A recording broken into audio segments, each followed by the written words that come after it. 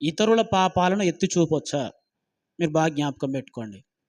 ఇతరులు వాళ్ళ ప్రవర్తన గురించి మనం మాట్లాడుకుంటూ ఉంటాం. వాళ్ళ ప్రవర్తనను కొన్ని సందర్భాలలో హేళన చేస్తాం. ఏమండి? ఏ విషయంలోనైనా. అసలు మన క్రైస్తవులమైన మనం ఇతరుల గురించి కానీ, వారి లోపాల గురించి కానీ అసలు మనం మాట్లాడవచ్చా? వాటిని ప్రస్తావనకు తీసుకురావచ్చా అంటే మనందరికీ తెలుసు అలా చేయకూడదండి అని. ఇతరుల గురించి కానీ, ఇతరుల లోపాలను గురించి కానీ ఏమండి మనం ఎప్పుడు ప్రస్తావన చేయకూడదు, వాటిని హేళనగా మాట్లాడకూడదు. మనమేదో గొప్పవాళ్ళమనే స్థితిలో ఆ భ్రమలో మనం ఉండకూడదండి. ఇది బైబిల్ ఖచ్చితంగా చెప్పింది. ఇతరుల లోపాలను కానీ, వారి పాపాలను కానీ నువ్వు ప్రస్తావన చేయకూడదు అని. అయినా ఎందుకో మనకు అలవాటైపోయింది. ఖచ్చితంగా వాక్యపు పరిజ్ఞానంలోకి వెళితే అలా చేయడం తప్పు అని బైబిలే చెప్పిందండి. ఎలాగంటే ప్రియ దేవుని పిల్లలారా, అది భక్తిపరంగా కావచ్చు, విలువల పరంగా కావచ్చు, సాహిత్యం పరంగా కావచ్చు, చదువు పరంగా కావచ్చు, లింగపరంగా కావచ్చు, ఇలా ఏ విషయంలోనైనా సరే ఎదుటివాడిని వివక్ష చూపించడం కానీ, ఇతరుల పట్ల చులకన భావం కలిగి ఉండడం కానీ బైబిల్ ఏమాత్రం ఒప్పుకోదు. అర్థమవుతుందండి? అది ఏ రకమైనది కావచ్చు. అది జాతి అహంకారం కావచ్చు, కుల అహంకారం కావచ్చు, చదువు అనేది కావచ్చు, ఆర్థికమైన పరిస్థితులు కావచ్చు, లేదంటే నేను నీతిమంతుడను అయ్యుండొచ్చు. కానీ ఎదుటివాడు నీతిమంతుడు కాడు అనే ఆలోచన నీ హృదయంలోకి వస్తే ఇక నీ నీతి ఏంటి చెప్పు? అర్థమవుతుందేనండి? పరిసయుడు సుంకరి ప్రార్థన మనందరికీ తెలుసు. పరిసయుడు నీతిని కబ్బున్నాడు, మనం దాన్ని కాదనలేము.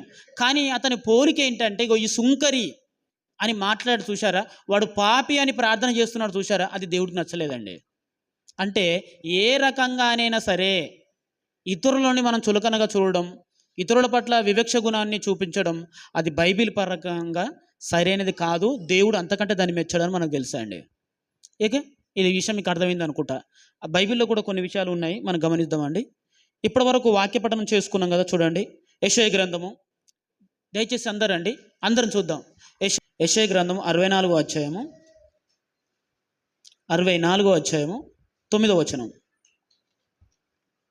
యెహోవా అత్యధికముగా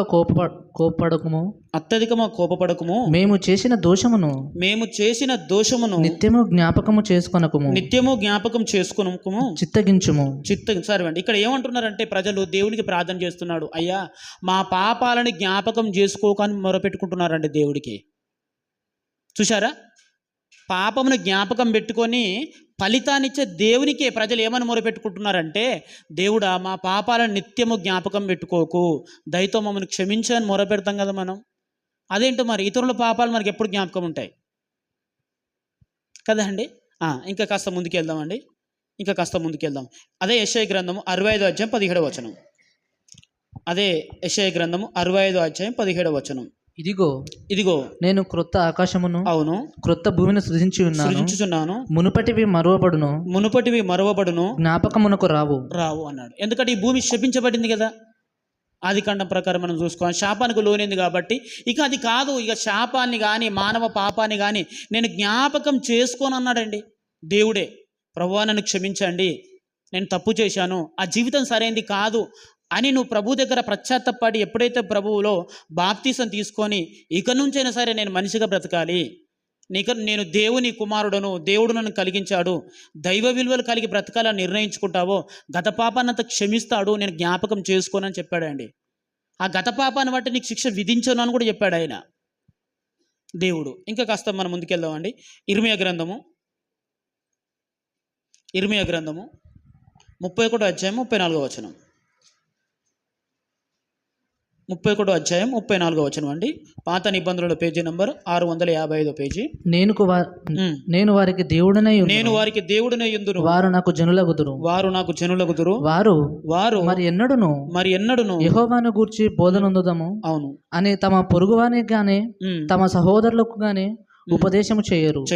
నేను వారి దోషములను క్షమించి వారి పాపములను ఇకన్నడను జ్ఞాపకం చేసుకోనను గనుక. చూసారా, నేను వారి దోషములను క్షమించి వారి పాపాన్ని నేను జ్ఞాపకం చేసుకున్నానండి. ఇంకా కాస్త మన డెప్త్లోకి వెళితే తూర్పుకు పడమరకు ఎంత దూరం ఉండునో అంత దూరాన్ని వాళ్ళ పాపాలను తీసేస్తా అన్నాడు. అంటే ఇది మారిన వారి గురించి ఇది మారిన వారి గురించి మాట్లాడుతున్నాడు.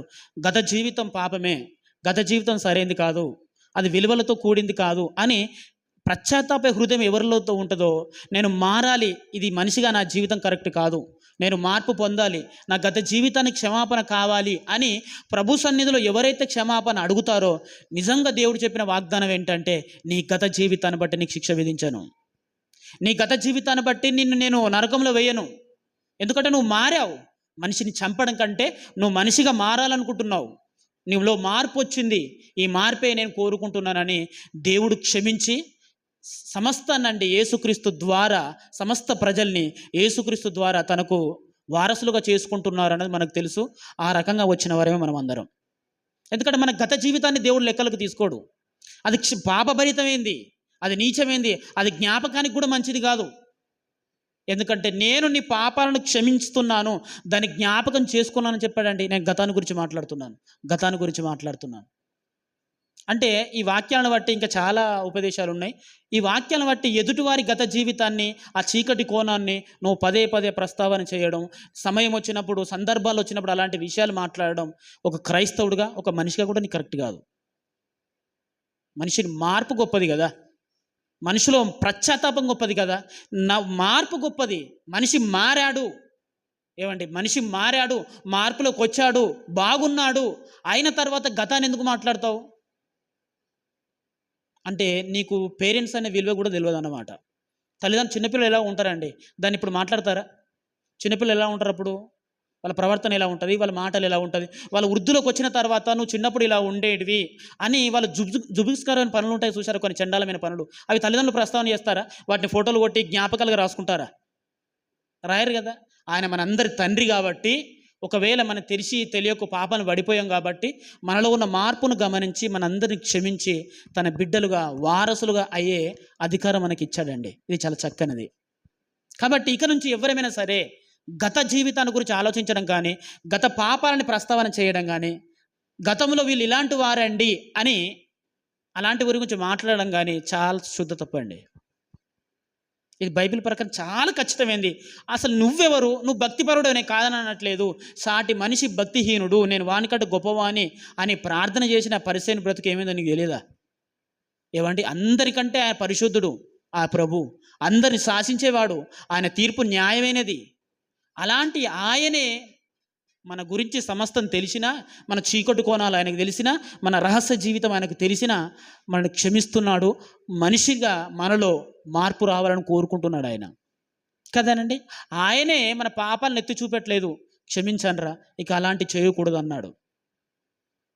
జ్ఞాపకం పెట్టుకోండి. యేసుక్రీస్తు కాలంలో కూడా ఒక స్త్రీ ఉంటారు. ఆమె తప్పుడు స్త్రీ అని ప్రపంచమంతా కోడై కూసింది. ప్రభు ఇక మనకున్న చట్ట ప్రకారం ఈ స్త్రీ ఈ పాపం చేసింది కనుక చావడానికి అర్హులారే అని నిర్ధారించిందండి ఆ రోజు ఆ ప్రజా కోర్టు. ఏం నిర్ణయించిందంటే, ఇగో ఈమె చేసిన పాపాన్ని బట్టి ఈమె చావాల్సిందే అన్నారండి. అప్పుడు యేసుక్రీస్తు ప్రభు అన్నారు ఆ తల్లిని, అందరూ ఆమెని మరణానికి అర్హురాలు, శపించబడినది, పాపమున్న స్త్రీ, వేష అని రకరకాల పదాలతో సంబోధిస్తుంటే ఫస్ట్ టైం ఈ ఆరిన నేలపైన అలాంటి స్త్రీని అమ్మా అని సంబోధించింది ఒకే ఒక్కరు, ఆయన పేరు యేసుక్రీస్తు ప్రభు. వాళ్ళందరూ ఆమెలో మరణానికి అర్హమైనదాన్ని చూశారు, చంపాలనుకున్నారు. కానీ ఆమెలో యేసు ప్రభు చూసింది ఏంటో తెలుసా? మార్పును గమనించాడు. ఆ మాటే ఆమెలో మార్పును తీసుకుని వచ్చింది. ఆవిడ పేరే మగ్దలేని మరియా. రైట్, చూసారా? యేసుక్రీస్తు ప్రభు కూడా అలా మాట్లాడలేదు. సరే, మీరు అందరు రాళ్ళతో కొట్టి చంపదాం అనుకుంటున్నారు కదా, మీలో పాపం లేని వాడెవడో ఆమె పైన రాయండి అన్నాడు. ఈ మాటకు అందరూ వెనుక తట్టారండి. చూసారా? మన లోపాలు కనబడవు, ఎదుటివారి పాపాలు మనకు బాగా కనిపిస్తాయి. ఇది హ్యూమన్ నేచర్గా మారిపోయింది. ఇది హ్యూమన్ నేచర్ కాదు, అలా మారిపోయిందండి. ఈ క్రీస్తులోనికి వచ్చిన తర్వాత, శుద్ధ జనంగా మార్చబడుతున్న తర్వాత, క్రీస్తు రక్తం ద్వారా విమోచన పొందుతున్న తర్వాత మరలా ఎదుటివారి పాపాలను గురించి మాట్లాడడం కరెక్ట్ కాదండి. అలాంటిది ఒక స్త్రీ గురించి ఎందుకు అలా రాశారు భక్తులు అనేది ఈరోజు మనం మాట్లాడుకుంటున్న ప్రశ్న. ఒక స్త్రీ ఉందండి బైబిల్లో. ఆమె గత జీవితం వేరు, గత జీవితం పాపమైంది, చండాలమైపోయింది, దుర్భరం అయిపోయింది, అది కరెక్ట్ కాదు అని అలాంటి స్త్రీనే ప్రభు క్షమించి ఆమెలో మానవత్వం ఉన్న మాతృమూర్తిగా తీర్చిదిద్దాడు. ఒక మనిషిగా తీర్చిదిద్దాడు. ఒక మంచి వెలిగిన జీవితాన్ని తనకిచ్చాడు మగ్దలేని మరియకు. ఎదుటివారి పాపాలను ఎత్తి చూపకూడదని బైబిల్ సంబోధించినప్పుడు అపోస్తలులు మరొక స్త్రీ గురించి అలా ఎందుకు రాశారు అని ఒక కాంట్రవర్సీ ప్రపంచంలో బయలుదేరింది. అదేంటి అంటే హెబ్రీయులు రాసిన పత్రిక 11వ అధ్యాయము విశ్వాసమును బట్టి రాహాబను వేష వేగుల వారిని సమాధానముగా చేర్చుకొని నందున అవిధేయులతో పాటు నశింపకపోయెను. ఈ మాట మీరు చదువుతున్న మనకు పెద్దగా ఏమి అనిపించట్లేదండి. ఏమండి, పెద్దగా ఏమి అనిపించట్లేదు. కానీ చాలామంది ఏమని మాట్లాడుతున్నారు ప్రియ దేవుని పిల్లలారా అంటే, అపోస్తలుడైన పౌలు గారు రహాబును ఏమని సంబోధిస్తున్నాడు? వేష అని రాశాడండి అక్కడ. ఏమండి, రహాబును వేషగా మాట్లాడుతున్నాడు అని చెప్పారు అక్కడ. వాస్తవానికి అయితే ఈ రహాబ్ అనే స్త్రీని పౌలు గారు చూడలేదు. ఈ పౌలు గారి కాలానికి ఈ రహాబు అనే ఈ స్త్రీకు యొక్క కాలానికి వేల సంవత్సరాల గ్యాప్ ఉందండి. వందల సంవత్సరాల గ్యాప్ ఉంది. ఎప్పుడో జాషువా కాలంలో ఉన్న స్త్రీయే ఈ రాహాబు అనే స్త్రీ. నిజంగా రాహాబు అనే స్త్రీ ఎవరు అని అంటే మనందరం ఒప్పుకుని తీరింది ఆమె వేషనే. అప్పుడు అండి, ఎప్పుడైతే ఇజ్రాయేలులు యెరికో పట్టణాన్ని వేగు చూడడానికి వెళ్ళడానికి వెళ్ళిన ఆ వేగులోకి ఈమె సహాయం చేసిందో దేవుని రాజ్యంలో ఆ రోజు చేర్చబడింది. దుర్మార్గమైన యెరికో నాశనానికి ఈమె కారణమైంది. యెరికో అనేది మంచి పట్టణం కాదు, అది సొదొమ గొమొర్రా లాంటి పట్టణం. అలాంటి పట్టణానికి వినాశనం త్వరగా రావడానికి ఎవరు కారణమైపోయారంటే ఈ రాహాబు. కాబట్టి ఆ రోజు ఆమె వేషే. కాబట్టి ఆమె చేసిన దేవుని కార్యానికి, ఆమె చేసిన మంచి కార్యానికి యూదులు ఆమెను చేర్చుకున్నారు. అవిశ్వాసరాలుగా ఉన్న ఆవిడ, వేషగా ఉన్న ఆవిడ ఆ రోజు నుంచి విశ్వాసిగా మారిపోయిందని మనందరం తెలుసండి. అవును, అది క్రీస్తు వంశావళిలో, యూదా వంశావళిలో ఆమె చేర్చబడింది. అంతే. ఆ తర్వాత చాలా సంవత్సరాలు గడిచిన తర్వాత కూడా ఆమె పేరుకు ముందు వేష అనే పదంతో మాట్లాడడం సరైనదేనా అనే ప్రశ్న మీరు కూడా ఆలోచన చేయండి. గతం అండి, అది ఎప్పుడో రహాబ్ అనే వేషకు, ఆ రహాబుకు దేవుడు తెలియదు. ఆమె రాజ సముఖమందు ఒక నాట్యగత్తె. ఏంటంటే నాట్యగత్తె, రాజును సంతోషపెట్టే ఒక స్త్రీ. ఎందుకు ఆమెకు దైవం తెలియదు, విలువలు తెలియదు. ఆమె కల్చర్ అలాంటిది కాబట్టి ఆమె అలా పెరిగింది, అలా బ్రతికింది, అలా బ్రతుకును ముగించుకున్న పనిలో ఉంది. అక్కడికి వేగుల వారైన ఇజ్రాయెల్స్ వెళ్తారు. ఏదికి? యెరికో పట్టణానికి. ఎందుకు వెళ్ళారు అక్కడికి అంటే ఆ యెరికో పట్టణం యొక్క వేగును చూడడానికనండి. ఎందుకంటే యెరికో చుట్టూ ఈ రోజు చైనాకి ఎలా అయితే వాల్ ఉందో ఆ రోజు యెరికో చుట్టూ కూడా అంత పెద్ద వాల్ ఉంది.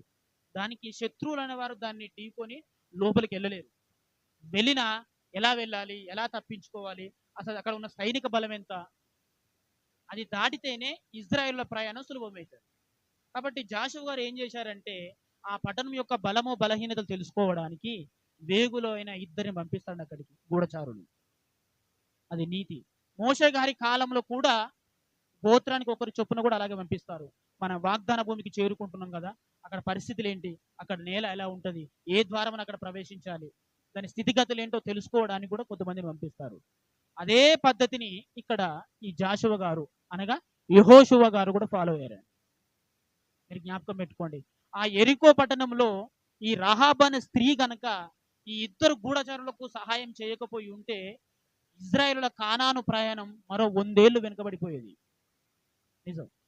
ఈ రహాబ్ అనే ఈ స్త్రీ ఆ వెళ్ళిన గూఢచారులకు కనుక సహాయం చేయకపోతే, ఏమండి, వారిని గనక అక్కడున్న సైన్యానికి ఆమె అప్పగించి ఉంటే ఈ ఇజ్రాయేలుల ప్రయాణం మరో 100 ఏళ్ళు కాదండి, 100 ఏళ్ళు వెనుకబడేదేమో. తర్వాత వారు తిరిగి ఎక్కడికి వెళ్ళిపోయేవారు? ఐగుప్తు దేశానికి వెళ్ళిపోయేవారు. ఎలా చెప్పగలుగుతున్నాం అంటే మోషే గారి కాలంలో కూడా అచ్చం ఇలాగే జరిగింది. ఆ వేగుల వారు వెళ్ళారు, అక్కడ వేగు చూశారు, ఇంకా అక్కడ వాళ్ళకి ప్రాణాయ స్థితి ఏం రాలేదండి. వేగు చూసి ఆ పట్టణం గురించిన మంచి సమాచారం కాక లేని సమాచారం చెప్పేశారు. లేని సమాచారం చెప్పగానే అక్కడున్న ప్రజలంతా గగ్గోలు పెట్టేసి, మనం ఎందుకో ఈ మోష మాట పట్టుకొని ఈ ప్రాంతానికి వచ్చేసాం ఐగుప్తుని విడిచిపెట్టి, కాబట్టి తక్షణమే ఈ మోష అనే దుర్మార్గుని చంపేసి మనం ఒక కొత్త నాయకుని వెన్నుకొని తిరిగి ఫరో ప్రాంతానికి వెళ్ళిపోదాం, ఫరో దగ్గరికి వెళ్ళిపోదాం, అక్కడ బానిసలుగానైనా చద్దాం అని నిర్ణయించుకున్నారండి. ఆ తర్వాత మోషే గారు దైవ వాక్యం వలన ఎన్నిసార్లు గద్దించినా వాళ్ళు ఒప్పుకోలేదు. ఎందుకంటే సమాచారం తెచ్చింది ఎవరు? వేగుల వారు. వాళ్ళు ఖచ్చితంగా నిజమే చెప్తారు. అమ్మో, వారి మాటలు విని ఇంకా మనం ముందుకు వెళ్ళాం అనుకోండి, ఇక మనకు మరణమే. అబ్బో, ఆ పట్టణం చాలా బలమైందంట, దృఢమైందంట, అక్కడికి వెళ్తే అందరిని చంపేస్తారంట, వాళ్ళు మనకంటే ఉన్నత దేహులు అంట అని ఈ వార్త వైరల్ అయిపోయిందండి బాబు. ఏ ఒక్కరు కూడా మోస మాట వినలేదు, దేవుని మాట వినలేదు, వారి అడుగు ఒక్కడు కూడా ముందుకు పడలేదు. ఇది చూసిన దేవుడు వారిని అసహించుకున్నాడు. ఛీ, నా శక్తిని మీరు తక్కువ అంచనా వేశారు. ఐగుప్తు దేశంలో 10 అద్భుతముల దేశం మీరు బయటకు తీసుకొచ్చాను కదా, అవి నరమాత్రుడు అనేవాడు చేయగలడా? అసలు ఈ ప్రపంచంలోనే ఐగుప్తు రాజు కంటే బలవంతుడు ఎవడైనా ఉన్నాడా? ఎందుకంటే మనకున్న సైన్యం వేరు, టెక్నాలజీ వేరు. అంతటి బలమైన సైన్యం నుంచే మిమ్మల్ని సునాయాసంగా విడిపించుకొచ్చాను. అలాంటిది కానాను భూమిలో అక్కడున్న మనుషుల చేత మిమ్మల్ని నేనెందుకు చంపిస్తాను? మిమ్మల్ని చంపించాలనుకుంటే ఐగుప్తు రాజుతోనే చంపించేవాని కదా. కనీసం ఈ సంగతులు కూడా మీరు మర్చిపోయారా అని మోసే ద్వారా దేవుడు సెలవిచ్చినా నమ్మట్లేదండి. అవసరమైతే మోసని చంపేద్దాం, తిరిగి ప్రయాణం అయిపోదాం, ఇలాంటి కాన్సెప్ట్లో ఉన్నారు. ఇది అసహించుకున్న దేవుడు 40 రోజులు చేరుకోవాల్సిన ఆ వాగ్దాన భూమిని 40 సంవత్సరాలు పట్టించాడండి. అక్కడికి 40 రోజులు చేరుకుంటారు ఆ ప్రాంతాన్ని. 40 రోజుల ఆ వాగ్దాన భూమి ప్రయాణాన్ని ఇంచుమించు 40 సంవత్సరాలు అక్కడెక్కడ దింపేశాడు. ఇక దేవుడు రాలేదు, వాళ్ళతోటి మర్చిపోయారు. చూసారా, చాలా రోజుల తర్వాత మోసే చనిపోయారు. ఇప్పుడు ఆ నాయకత్వం అంతా ఎవరికి వచ్చిందంటే ఇప్పుడు జాషువాకు వచ్చిందండి. ఇప్పుడు మరలా సేమ్ అదే పరిస్థితి వచ్చింది మరలా.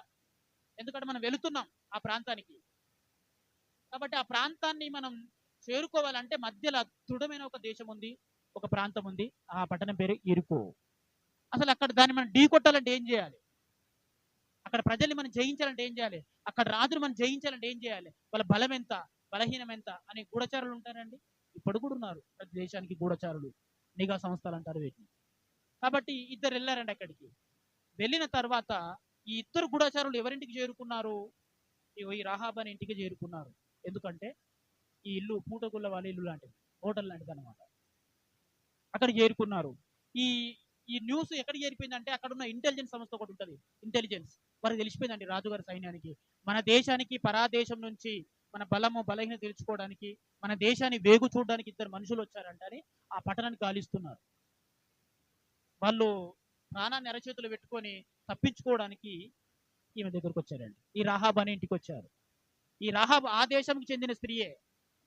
మరి ఆవిడ మా దేశాన్ని మీరు వేగుదుడ్డానికి వచ్చారా అని ఈ ఇద్దరు వ్యక్తులు ఆయనకు పట్టించలేదండి. ఆ దేశ పరిస్థితి ఎలాంటిదంటే ఆడబిడ్డగా పుడితే చాలు ఆ దేశంలో ఆమెను వేషగా మార్చలేదు. తనకంటూ హక్కులు, ఒక బాధ్యతలు, ఒక విలువ ఇవేమి ఉన్నాయండి ఆ ప్రాంతంలో. అలాంటి దుర్భరమైన స్థితిలో బతుకుతుంది ఎవరు? రాహాబుకు అర్థమైపోయింది. వస్తుంది ఎవరు? ఇజ్రాయెల్ గురించి అప్పటికే అనేకమైన దేశాలకు ఒక సమాచారం ఉంది. ఇజ్రాయెల్తో దేవుడు ఉన్నాడు, ఇజ్రాయెల్లో చాలా బలమైన ప్రజలు వాళ్ళందరూ, వారితో దేవుడు ఉన్నాడంట, వాళ్ళంతా మన దేశాన్ని దాటుకొని వెళ్ళిపోతారంట. అబ్బో, వారితో కనుక మనం పోటీకి దిగిపోతే వారి పక్షాన దేవుడు మనల్ని మన దేశాన్ని నాశనం చేస్తారని చాలా మంది ఇజ్రాయేలులకు విధేయులుగా ఉన్నారండి, ఈ యెరికో రాజు తప్ప. దేశం కాస్త బలమైన దేశమే, కొంచెం గర్వాంధుడు. మరలా చెప్పాను, ఒక రకంగా చెప్పాలంటే వాడి పాలన రాక్షస పాలన.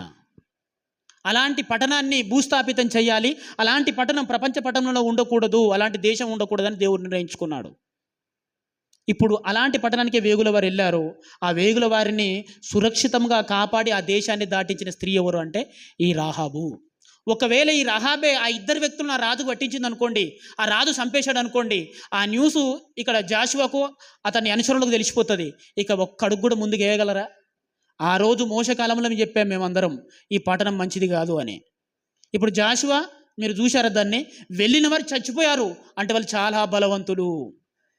మనం కనుక ఈ ధైర్య సాహా చేసి ముందుకు వెళ్ళిపోయామనుకోండి, మనమే చెరగొనిపోతాం, మన పిల్లలు మన కుటుంబాలు నాశనం అయిపోతాయి. కానీ వీలైతే జాషువాని చంపి మరలా ఐగుప్తుకు వెళ్ళిపోయేవారు వాళ్ళు.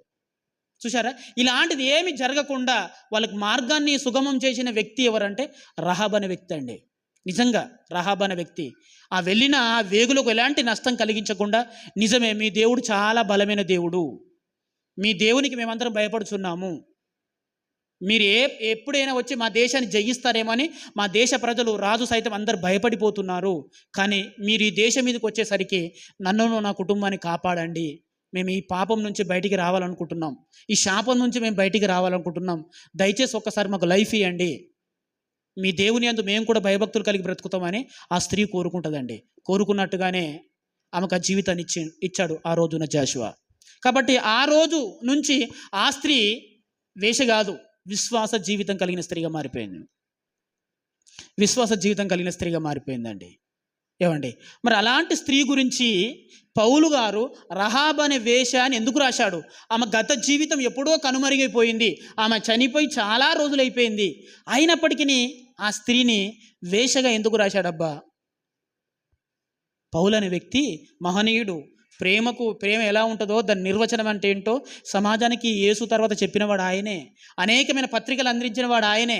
అపోస్తుల స్థితిలో ఉన్న ఆయన ఇలాంటి పదం మాట్లాడొచ్చా? ఏవండి, మీరు జ్ఞాపకం పెట్టుకోండి.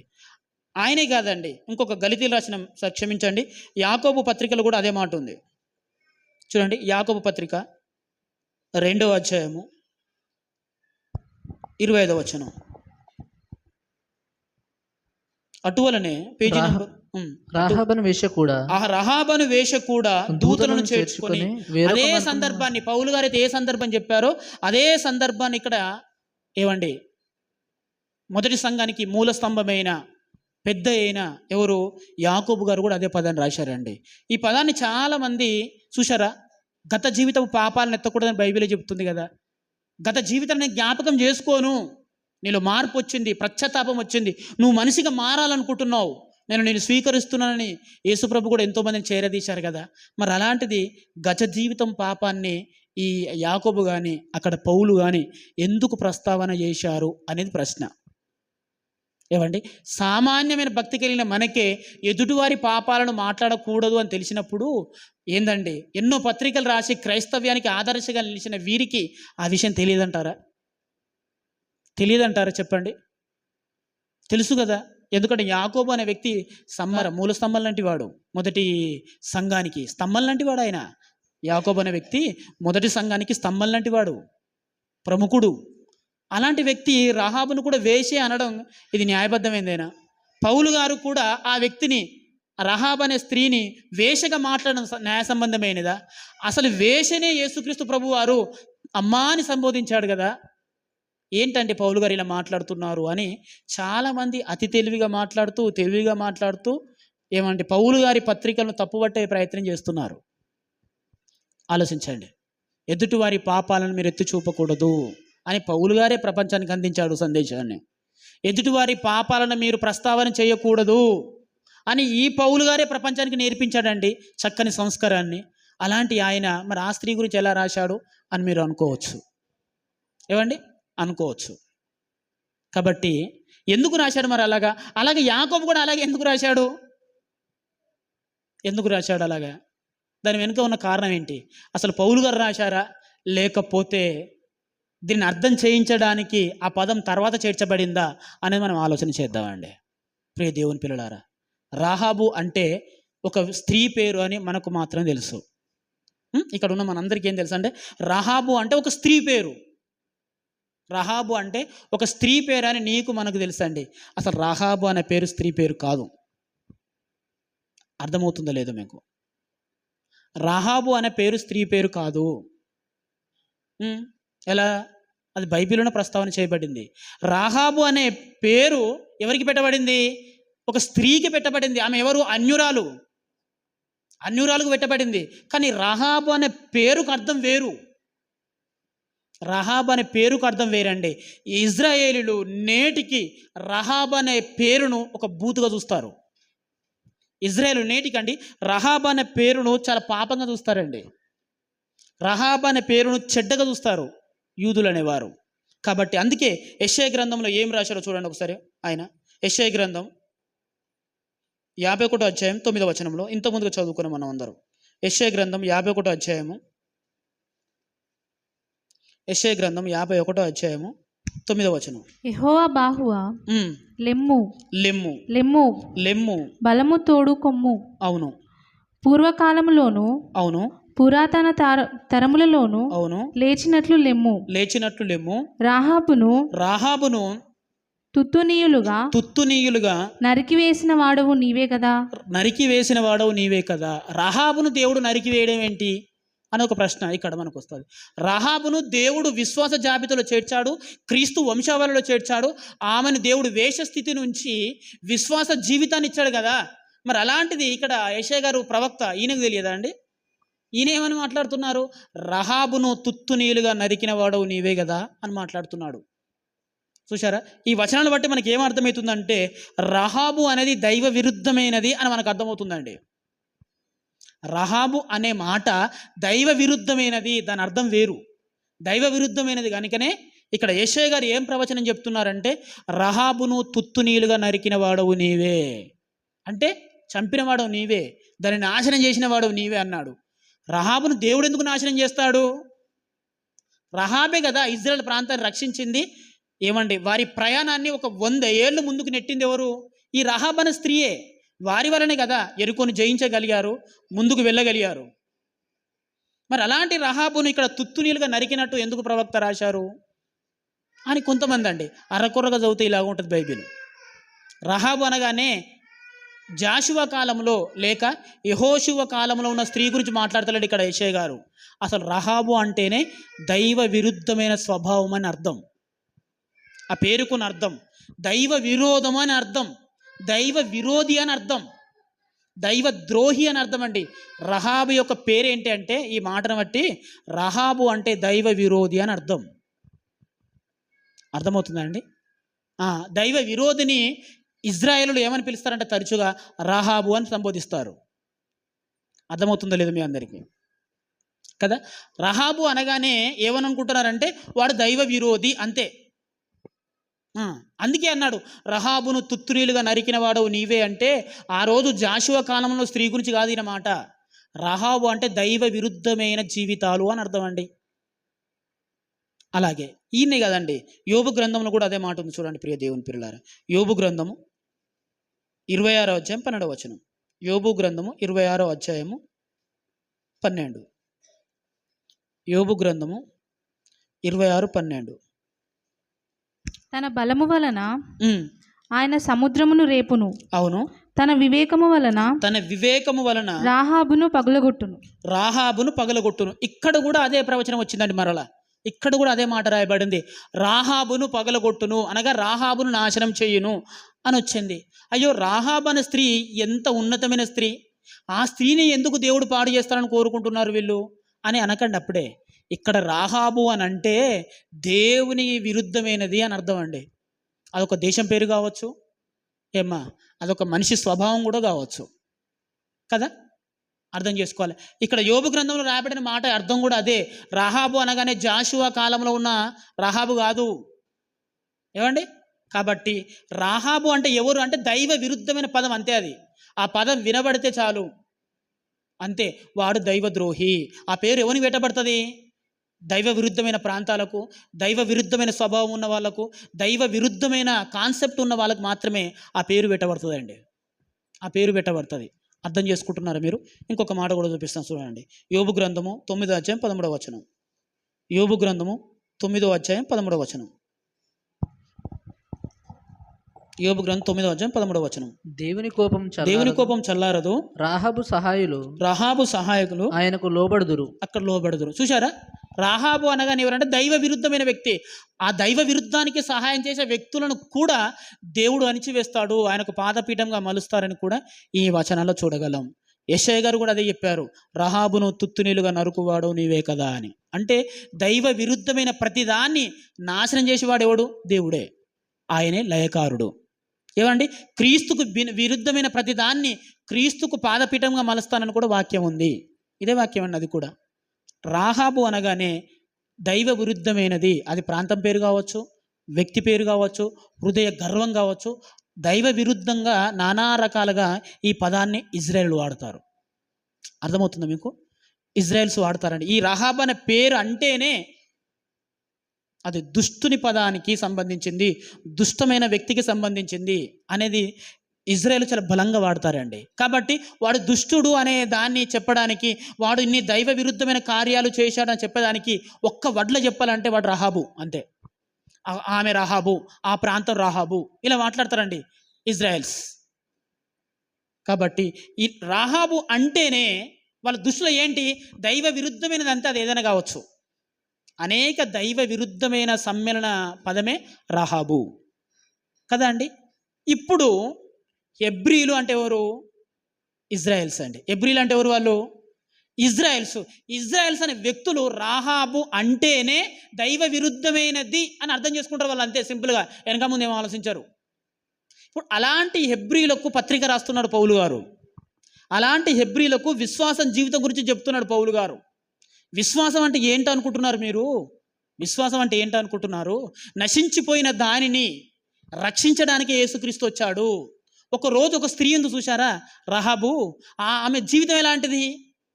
ఆ జీవితం ఎలాంటిది? అలాంటి జీవితం విశ్వాసం వలన, దేవుని క్రియ వలన ఆమె ఎందుకంటే వేష నుంచి విశ్వాస జీవితంగా మారిపోయింది కదా. క్రీస్తు కూడా అంతే. నాశనమైన దానిని, నశించిన దానిని తిరుగు రక్షించడానికి క్రీస్తు వచ్చాడు. ఆయనని విశ్వసిస్తే చాలు పవిత్రులుగా మారిపోతారు. ఆయన యందు నమ్మి బాప్తీసం పొందితే చాలు మనిషి నిర్దోషిగా మారిపోతారని చెప్తున్నాడండి. ఎందుకంటే యూదులు దేని మాట్లాడతారంటే ధర్మశాస్త్రం ప్రకారం సున్నతి తీసుకోవాలి, ధర్మశాస్త్రాన్ని పాటించాలి, ఎన్నో ఆచారాలు పాటించాలి, వాడు యూదా మతంలో కలిసిపోవాలి, ఎన్నో నియమాలు పాటిస్తే తప్ప వానికి పాప క్షమాపణ లేదు అని బలంగా నమ్ముతారు. అలాంటి దానిని ఇక పాత నిబంధన గ్రంథంలో భక్తులు చూశారు కదా, విశ్వాసాన్ని బట్టే వాళ్ళు నీతిమంతులుగా తీర్చబడ్డారు. దానికి బెస్ట్ ఎగ్జాంపులే రాహాబు అని చెప్తున్నాడు ఆయన. రాహాబు అని చెప్తున్నాడు. ఈ పదాన్ని రహాబు అనే రాశాడు పౌలు గారు, వేశ్య అని రాయలే. కానీ ఈ పత్రిక హెబ్రీయులకు వెళ్ళేసరికి రహాబు అంటేనే చెడ్డది అని, దానిలో కొంతమంది ఉంటారు కదండి, వాళ్ళు ఏది మాట్లాడినా తప్పేదిస్తారు అంతే. చూసారా? ఎందుకంటే యేసుక్రీస్తు గురించి వచ్చింది ఈ పత్రిక అని మిగిలిన యూదా మతంలో నుంచి, యూదుల్లో నుంచి, హెబ్రీల నుంచి క్రైస్తవులుగా మారుతున్న వారిని తప్పుదో పట్టించడానికి అసలు రహాబు అంటే ఏంటో తెలుసారా నీకు అని వారి మనసును చిన్నాభిన్నం చేస్తున్నారండి. పౌలు గారేమో గొప్ప వ్యక్తి గురించి రాశాడు అక్కడ. రహాబు అంటేనే దైవ విరుద్ధమైంది. ఓ యెషయా గ్రంథంలో చూడు, రహాబు అంటేనే దైవ విరుద్ధమైన జీవితాలు ఎవరుగా, ఇగో యోబు గ్రంథంలో చూడు అని యూదులతో పాటు అనేకులను కలవరపరుస్తున్నారండి.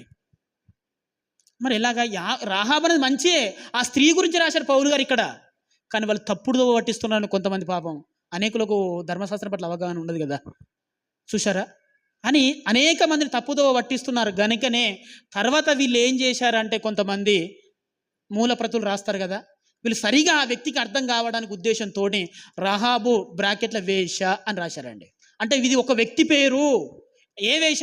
ఆగో జాషువా కాలంలో ఒక స్త్రీ ఉంది చూచారా, ఆ స్త్రీ గురించి పౌలు గారు రాశారు అని చెప్పడానికి వేష అనే పదం తర్వాత చేర్చారట. అర్థమవుతుందా మీకు? పౌలు గారు ఏ వ్యక్తిని కానీ ఎప్పుడు కానీ తప్పుగా మాట్లాడే స్వభావం ఆయనకు లేదు. క్రైస్తవులైన మనకు కూడా ఉండకూడదు. యేసుక్రీస్తు కూడా అది మనకు నేర్పలేదు కదా. కాబట్టి ఆ పదాన్ని వాళ్ళు జాగ్రత్తగా బ్రాకెట్లో కోడ్ చేసుకుంటూ వచ్చారు.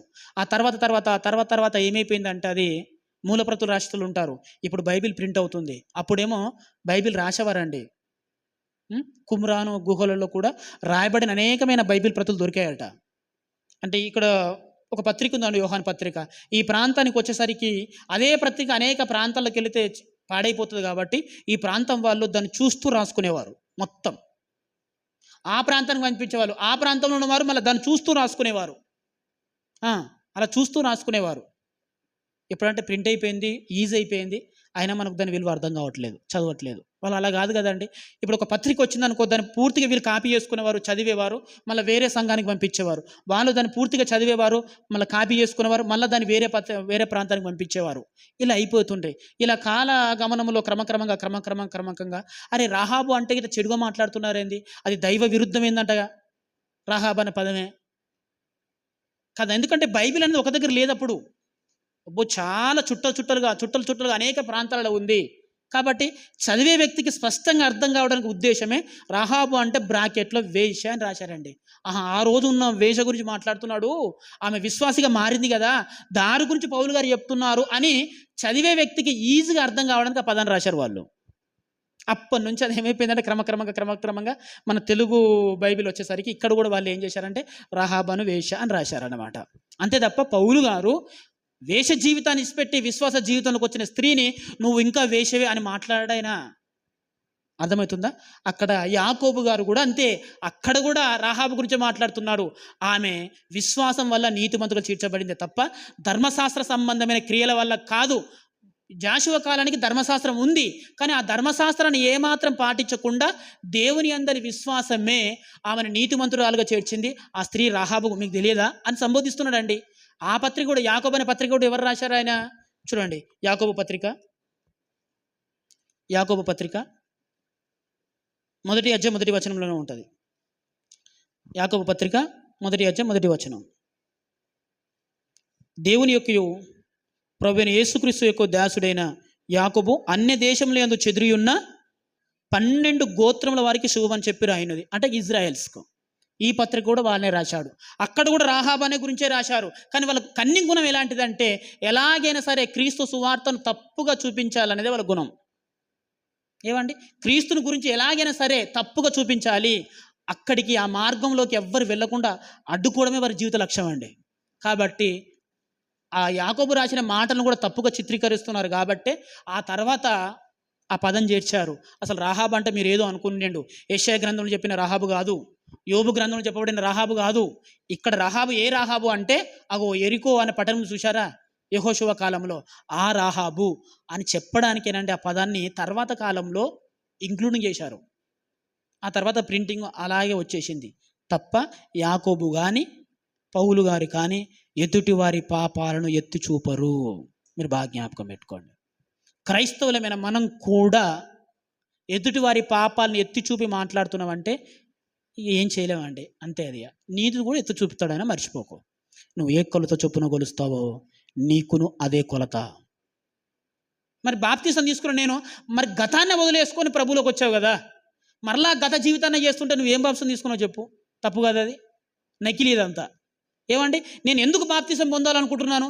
గత జీవితం అది కరెక్ట్ కాదు. ఒక మనిషిగా అది నాకు కరెక్ట్ కాదండి. ఆ జీవితం కరెక్ట్ కాదు. అది దైవ సంబంధమైన జీవితం కాదు, పాపమైన జీవితం. నా జీవితం కరెక్ట్ కాదు. ఈ పాపం నుంచి నాకు విమోచన కావాలనే కదా, నేను ఈ పాపంతో మరణిస్తే నరకానికి వెళ్ళిపోతాననే కదా యేసుక్రీస్తుని నమ్మి పరిశుద్ధంగా బ్రతకడానికి, మారు మనసు పొందడానికి నిశ్చయించుకొని ఆ ప్రభులో బాప్తీసం పొంది వచ్చేసావు. మరలా కుక్క లాంటి స్వభావం కలిగి తిరిగి అవే చేస్తే నువ్వు తీసుకున్న బాప్తీసం నకిలీ అని అర్థం. లేకపోతే నువ్వు తీసుకున్న ఆ రోజు వచ్చిన పశ్చాత్తాపం చూసావురా, అది నకిలీ అని అర్థం అండి. లేదు, నాది ఒరిజినల్, గత జీవితం ఎప్పటికీ కరెక్ట్ కాదు, అది నేను చేసింది తప్పు, నాకు దేవుడు కావాలని వచ్చాను, దైవరాజ్యం చేరుకోవాలని వచ్చాను, నేను మారు మనసు పొందడానికి వచ్చాడు. ఒక్క మాటలు చెప్పాలంటే మనిషిగా అదేనండి, విశ్వాసిగా బ్రతకడానికి వచ్చాను, అందుకే నేను క్రీస్తునందు బాప్తీసం తీసుకున్నానంటే మరి నీ జీవితంలో మార్పు ఉండాలి కదా. మార్పు లేదేంటి? రహాబులో మార్పు వచ్చిందండి. వచ్చిందా లేదా ప్రియ దేవుని పిల్లల? రహాబులో మార్పు వచ్చింది, మగ్దలేనే మరియలో మార్పు వచ్చింది. మరి మనలో మార్పు ఉందా? మరి తిరిగి బాప్తీసానికి ముందు అనగా లోకములో ఉన్నప్పుడు ఎలా ఉన్నామో ఇప్పుడు కూడా అలాంటి గుణమే కలిగి మనం బ్రతుకుతున్నామా? ఎవ్వరి జీవితాన్ని వారు ఎప్పుడు ఎల్లప్పుడూ జాగ్రత్తగా పరీక్షించుకోవాలి. అర్థమవుతుందా లేదా మీకు అందరు? ఎందుకంటే మన విశ్వాస జీవితాన్ని పడగొట్టడానికి దుష్టుడు 1,00,000 కోట్ల ప్రణాళికలు మన దగ్గర ఉన్నాయి. దానికి రూపం ఇయ్యలేను, కానీ నీ క్రీస్తునందు నీ విశ్వాస జీవితాన్ని పడగొట్టడానికి ఎన్నో అల్లాడండి ప్రపంచంలో వాడు. సుఖం, అది ఆశీర్వాదం అని నువ్వు అనుకుంటావు, ఏమో అది కూడా కొన్ని సందర్భాలలో నీ విశ్వాసాన్ని పాడు చేసేది కావచ్చు. అది వాని ఉచ్చురు. కష్టం, ఇది ఒక ఎమోషనల్, ఇది కూడా అంతే తప్ప ఈ కష్టం కూడా నీ విశ్వాస జీవితాన్ని పాడు చేసేదే. కాబట్టి పౌలు గారు అందుకే ఒక భక్తుడు అందుకే అన్నాడంటే సామెతల గ్రంథంలో, ప్రభు నాకు పూర్తిగా ఇవ్వకు, అలాగని ఏమి లేకుండా చేయకన్నాడు. ఎందుకంటే పూర్తిగా ఇచ్చావనుకోండి, బాగా నా ఒళ్ళు మదమెక్కిపోయి నా కళ్ళు బయర్లు గమ్మేసి చీకటి గమ్మేసి నిన్ను నేను దూరం అయిపోతానేమో అన్నాడు. ఏమి లేకపోతే ఇతరులను పోల్చుకుంటూ అయ్యో దేవుడు నాకు ఏమి ఇవ్వలేదని ఆ రకం కూడా నీ అందు విశ్వాసం కోల్పోతానేమని రాశాడండి ఆయన భయపడి. చూసారా, ఏది నీ విశ్వాస జీవితాన్ని డ్యామేజ్ చేయకుండా చూసుకో. విశ్వాసం వేరు ప్రియ దేవుని పిల్లలారా. మరణం తర్వాత మహా జీవితం ఉందని నమ్మి బాప్తీసం పొందిన దానికి ప్రతిఫలం ఈ జీవితం. ఈ జీవితాన్ని, ఈ విశ్వాసాన్ని పాడు చేయడానికి ఎన్నో ఉన్నాయి ప్రపంచంలో, ఎన్నో ఉన్నాయండి అవి. కానీ అవేవి నీ విశ్వాస జీవితానికి సరికావా నిర్ణయించుకొని ముందుకెళ్ళిపోవాలి. ఈరోజు సంపన్న స్థితిలో ఉన్నావు, గుడ్, కానీ ఇది నా విశ్వాస జీవితానికి సరికాదు. ఇది ఒక ఎమోషనల్, ఒక స్టేజ్ లాంటిది. ఇది ఈ స్టేజ్ దాటి ముందుకు వెళ్ళిపోవాలి. అప్పుడు కష్టం వచ్చింది ఆ జీవితంలో, అదొక స్టేజ్ లాంటిదే, దాన్ని దాటి ముందుకు వెళ్ళిపోవడమే అంతే తప్ప దేన్ని పర్మనెంట్గా భూమి మీద ఊహించుకోకండి. ఈరోజు నేను చాలా బాగున్నానండి, అదొక నీ విశ్వాస ప్రయాణంలో అదొక స్టేజ్ లాంటిదే. ఆ తర్వాత అది ఉండకపోవచ్చు. కష్టం వచ్చిందండి, కన్నీళ్ళు వచ్చాయండి, అందరిని ప్రేమిస్తున్నాడు దేవుడు, అందరికీ కుడి చేతిని ఇస్తున్నాడు దేవుడు, నా పట్ల ఎందుకు దేవుడు ఇంత క్రూరంగా ఉన్నాడు, అసలు నా ప్రార్థన ఎందుకు వినట్లేదు, నాకు ఎందుకు సహాయం చేయట్లేదు అనే ఆలోచన కూడా నీకు రావచ్చు. అదో స్టేజ్ మాత్రమే, దాన్ని దాటుతావు, టెన్షన్ ఏం పడకు. బస్సులో వెళ్ళిపోతే ఎన్నో కనిపిస్తాయి కదా, అలాంటిదండి విశ్వాస జీవిత ప్రయాణం. అది ఏది నీ క్రీస్తునందున్న విశ్వాసాన్ని ఏ పరిస్థితి నీకు క్రీస్తునందున్న విశ్వాసాన్ని దెబ్బతీయకుండా తీసుకోండి. అది సుఖమే కావచ్చు, ఆశీర్వాదమే కావచ్చు, కష్టమే కావచ్చు, కన్నీళ్ళు కావచ్చు, నీ పేరు ప్రఖ్యాతలు కావచ్చు, నీ భక్తి కావచ్చు, ఏదైనా సరే నీ భక్తి జీవితాన్ని, నీ విశ్వాస జీవితాన్ని డ్యామేజ్ చేయకుండా చూసుకోవాలి. అది మన కర్తవ్యం. ఇగో నీ విశ్వాస జీవితాన్ని పాడు చేయడానికే దుష్టుడు బలంగా ప్రయత్నాలు చేస్తాడన్నది నిజం. అర్థమవుతుందమ్మా మీ అందరికీ? బాగా జ్ఞాపకం పెట్టుకోండి. క్రీస్తులోనికి వచ్చిన మనం పరలోకం కొరకు, నిత్య జీవం కొరకు బ్రతుకుతున్న వాళ్ళమే. ఈ నిత్య జీవం కొరకే, ఈ విశ్వాసాన్ని, నిత్య జీవం కొరకు నేను బ్రతకాలి అనే ఈ తత్వాన్ని దెబ్బతీయడానికేనండి ఈ భూమి మీద చాలా ఉన్నాయి. కాబట్టి నీ జీవితంలో ఏది వచ్చినా, బట్ నన్ను దేవుడు చాలా ఆశీర్వదిస్తున్నాడు, నా కష్టాలన్నీ తీరిపోయాయి అని నువ్వు అనుకోవచ్చు. కానీ ఒక్కటి జ్ఞాపకం పెట్టుకో, ఆ పరిస్థితి నీ విశ్వాసాన్ని పాడు చేయకుండా చూసుకో ప్లీజ్. కష్టాలు వచ్చాయండి, నిజమే, నీకున్నది కష్టమే, నేను కాదని నేను అనట్లేదు. నీ జీవితంలో దుఃఖమే ఉంది, అవమానం ఉంది, బాధనే ఉంది, మేలు చేసి కూడా కీడు అనుభవిస్తున్నావు, నీ తప్పు లేకుండా క్షమాపణలు అడుగుతున్నావు. గుర్తుపెట్టుకో, అది కూడా ఒక స్టేజే. ఎందుకంటే మనం చాలా దూరం వెళ్ళిపోవాలి, విశ్వాసంలో చాలా దూరం వెళ్ళిపోవాలండి. ఎక్కడ దేనికి కాంప్రమైజ్ అయిపోయి, ఎక్కడ దేనికో రాజీ పడిపోయి ఈ విశ్వాస జీవితాన్ని త్యాగం చేసుకోనకూడదు. దానికి బెస్ట్ ఎగ్జాంపులే రాహాబు. అదే చెప్పారండి పౌలు గారు అక్కడ. రాహాబు, మగ్దలేని మరియా, ఏమండి వాళ్ళ జీవితాన్ని ఒకసారి పరిశీలించుకోండి మీరు. వాళ్ళు ఎవరు? ఎప్పుడైతే విశ్వాసులుగా మారిపోయారో వాళ్ళ జీవితం ఎంత సువర్ణ అవకాశంగా మారిపోయింది, ఎంత మహాభాగ్యంగా మారిపోయింది అని రాశారండి. మరి క్రీస్తులోనికి వచ్చిన మనం ఎలా ఉన్నాం చెప్పండి ప్రియ దేవుని పిల్లలారా? ఎలా ఉన్నాం? హెచ్చించుకుంటామండి, ఎప్పుడు ఎదుటివాని గురించి మాట్లాడుకుంటాం, వానికంటే వీడిది బెస్ట్ అన్నట్టు. ఇదే నీ పతనానికి మొదటి మెట్టు. ఏమండి, ఇది ఒక మానసికమైన రుగ్మత. అది ఎదుటివానికి అది ఉంది, నాకు ఇది లేదు, అది సైకాలజికల్ నువ్వు ఏదో డిస్టర్బెన్స్ ఉన్నావు అని అర్థం. పోలికతో కూడిన జీవితం కరెక్ట్ కాదంట. ఫస్ట్ ఒక సైకాలజిస్ట్ దగ్గరికి వెళితే ఆయన మొట్టమొదటిగా అదే చెప్తాడు, పోల్చుకోవడం మాని, సరిపోతుంది, సమస్యలే పోతాయి. లేడీస్ ఎక్కువ కనుక హాస్పిటల్కి వెళ్తే పెద్ద వెళ్తే ఒక డాక్టర్ మంచి సలహా ఇచ్చాడంట, అమ్మ నువ్వు సీరియల్ చూడమా అని.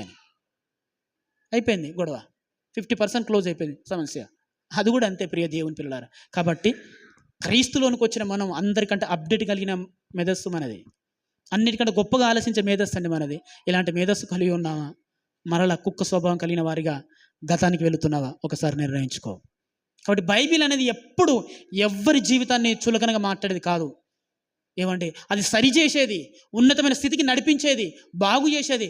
సర్వాన్ని శాసించే యేసుక్రీస్తే, సర్వలోకాలను కలిగించిన యేసుక్రీస్తే మానవ శరీరంగా ఆయన భూమి మీదకి వచ్చాడు, సామాన్యుడిగా భూమి మీద బ్రతికాడు. ఆయన శిక్ష విధించే అధికారం కలిగిన ఆయన రక్షించడానికి వచ్చాడు, మనుషుల మార్పు తీసుకురావడానికి వచ్చాడండి. ఇది ఎంత గొప్ప సందేశం మీరు ఆలోచించండి.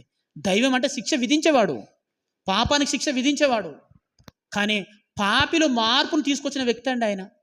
పాపం యొక్క జీవితాన్ని తొలగించి మనిషిని మనిషిగా మార్చడానికి వచ్చిన వ్యక్తే క్రీస్తు.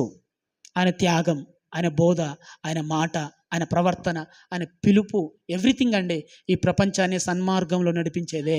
అందుకే క్రైస్తవ్యం ఏమంటే పశువుల పాక నుంచి మొదలై ప్రపంచాన్ని ఆక్రమించింది కదా ప్రియ దేవుని పిల్లలారా.